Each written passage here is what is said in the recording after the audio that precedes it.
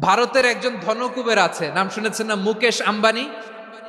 ওনার স্ত্রী নীতা আম্বানি, আমি একটা নিউজে দেখলাম যে তিনি গোল্ড ওয়াটার খেয়েছেন। এক বোতল গোল্ড ওয়াটারের দাম মোস্ট লাইকলি $60,000,